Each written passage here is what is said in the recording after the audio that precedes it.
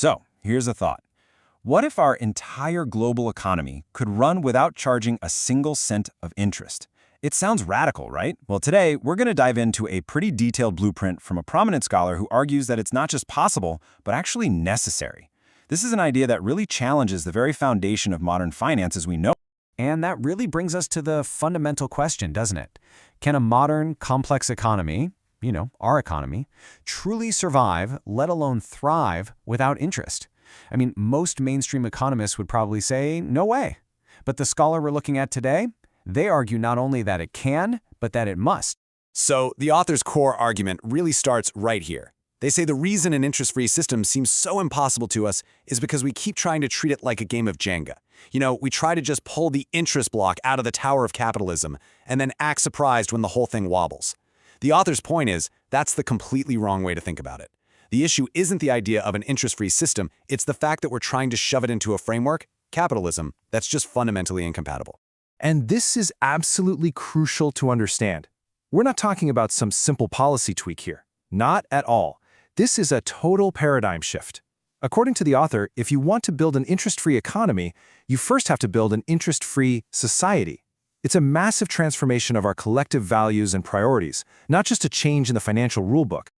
All right, so let's dig into this foundational first step, because before you can even think about financial reforms, the author insists that a whole new moral mentality has to be cultivated throughout society. You can think of this as the bedrock, the foundation that everything else is going to be built on. And just look at how specific these core values are. We're talking about fear of God, prioritizing the hereafter, contentment, sacrifice.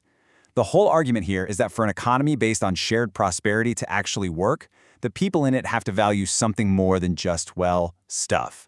More than just material gain. In this model, things like contentment and sacrifice, they're not just nice personal virtues, they become essential economic principles.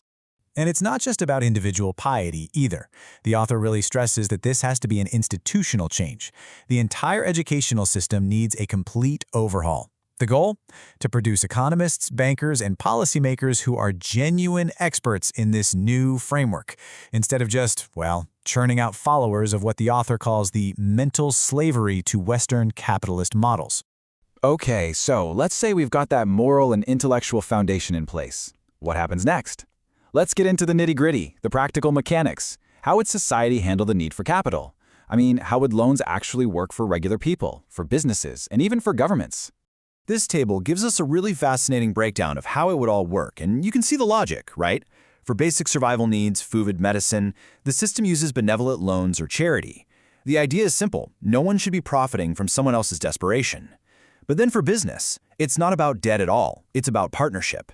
And even for the government, the focus completely shifts to internal funding, through taxes or patriotic, interest-free lending, so you avoid those crippling cycles of national debt. So let's break down that key term you just saw, Card-e-Hassan. Think of it as the mechanism for personal, essential needs. It's basically a loan of pure goodwill. The lender gives you the money, and they expect nothing more than the original amount back. No interest, no fees.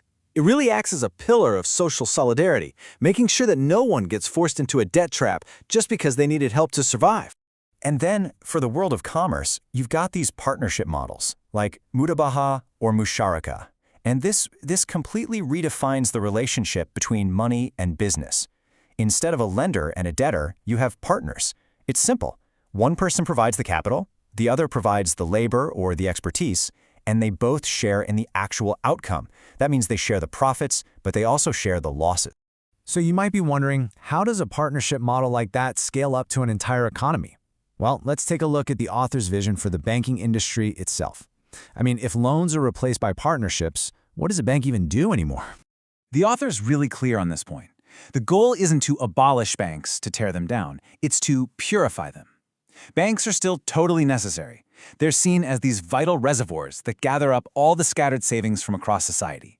But their function? It changes dramatically.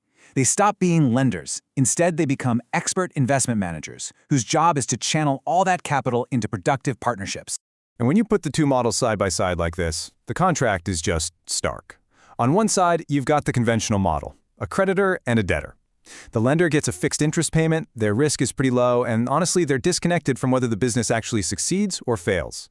But on the other side, you have partners and an enterprise. The risk is shared, and their return is directly tied to the real-world success of that business. So this really shows you the new circulation of capital. It's a whole different system. First, depositors aren't just saving money, they're investing it for a share of the bank's profits. Second, the bank isn't a lender, it's an investment manager. Third, businesses get capital as partners, not as debtors. And finally, when the business succeeds, the profits flow all the way back through the system, from the business to the bank and right back to the original depositors. Suddenly, everyone's interests are perfectly aligned. And here's the real kicker. The crucial point is that this whole structure gets rid of what the author calls the parasitic nature of interest. Think about it. A traditional lender can get rich even if the business they lend money to goes completely bankrupt. That's a drain on the real, productive economy. But in this partnership model, wealth is only generated when actual, real value is created. If the business wins, everyone wins. If it fails, everyone shares that pain. Okay, so this brings us all the way back to the big question, the one we started with. We've gone through the moral foundation, we've looked at the practical mechanics, we've seen the re-engineered banking system, but let's be real. Is any of this actually feasible, in the 21st century? Well, the author's conclusion on this is completely unambiguous. They argue this is not some utopian fantasy. Nope, it's presented as a thoroughly practical and logical blueprint. According to them, the only missing ingredient isn't some technical secret or a lack of resources, it's just the collective, political, and social will to actually do it. And so we're left with the author's final, pretty provocative challenge. Is a system like this truly impractical? Or is it possible that a deep-seated mental slavery to the economic models we're all used to is what prevents people from even seriously considering a different path? A path that's based on justice, partnership, and shared prosperity. Now that's a question worth thinking about.